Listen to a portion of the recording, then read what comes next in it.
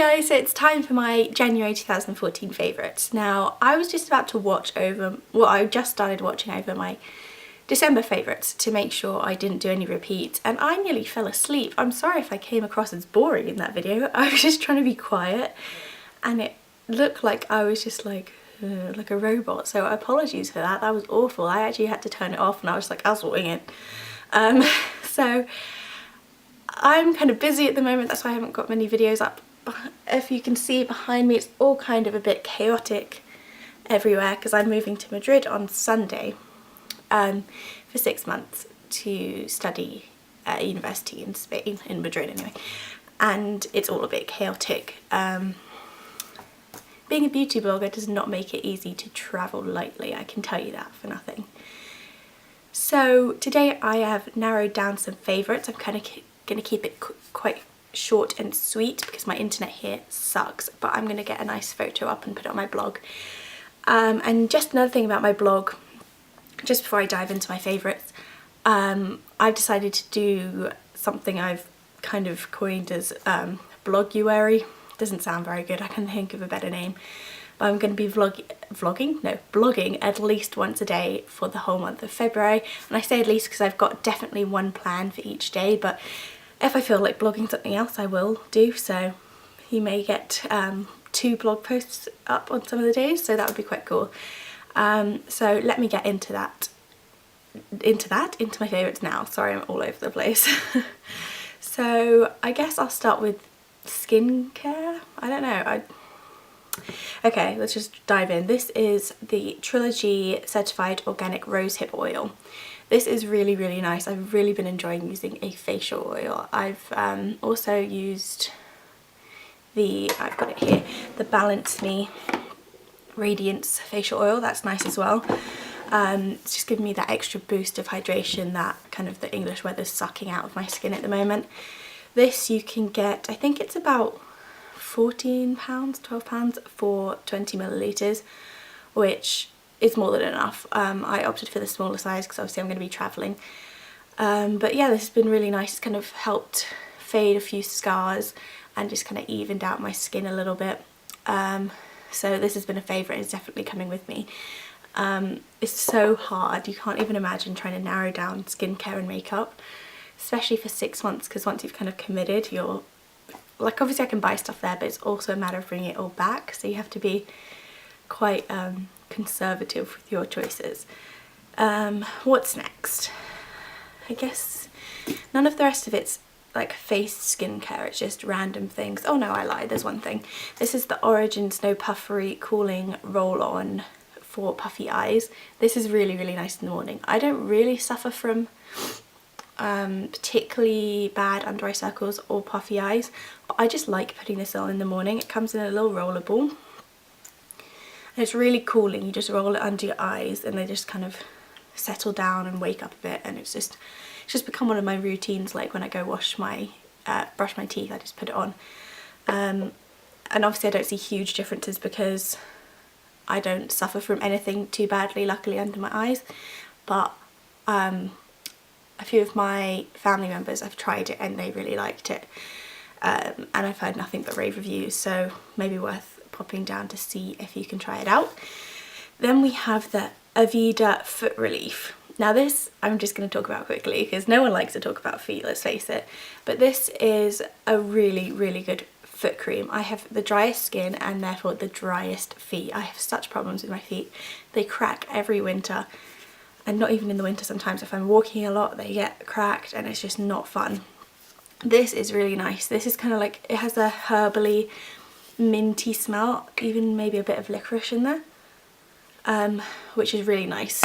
The only thing I would say is don't get it like directly on a cracked bit of foot, which sounds gross, I'm sorry, because it's got that mintiness and it might sting a bit, but it's so nourishing and moisturising. It's really, really good.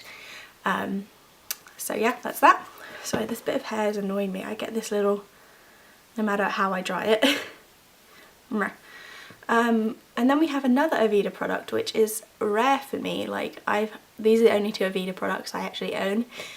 But where I get my hair cut in Bath, they sell a lot of Aveda stuff and they always like convince me to buy stuff. So No, but this is really good. This is the Dry Remedy Daily Moisturising Oil from Aveda. Looks like this. And it's kind of just to cut out the frizz and just keep your hair looking shiny and soft. And I've been really liking it. I kind of got my hair trimmed a little bit. I don't know. Yeah, there you go. Just because, again, moving away, you need to keep it in good kind of condition. This just makes it really soft, kind of cuts out the frizz towards the top, although it may not appear like it because my hair's super frizzy today. But it's just really nice, and you need a few drops. Then we have some more hair care. We've got like 3 hair care things this month, which is really, like I said, unusual for me because I'm usually all about the makeup and skincare. But this is the Dove Refresh and Care Dry Shampoo. This stuff is really good. If you're looking for a dry shampoo, I definitely recommend this. It totally knocks Batiste out of the park. And I was never a huge fan of Batiste. I always used baby powder instead because my hair's blonde. I could kind of get away with it. But this just better. There's no white cast. It smells a lot nicer, and I just think it works better. And I know a lot of people are a fan of this as well, and it's definitely good. And it's very affordable as well. It's Dove. You can get it in Boots.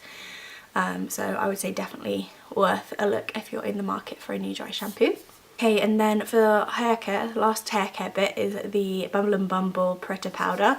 Now, I don't know if this is released yet, but I found it in my local Boots. It was just there. It was in the big Boots in Southgate in Bath, if you're wondering. And this is something else. This is so good. This is basically, it says equal parts dry shampoo, style extender and volume in a pinch. And it comes like this. It has a tiny hole in the top and you just kind of sprinkle it. And it's just so good because I have to put oil in my hair to control the frizz, but then it flattens it.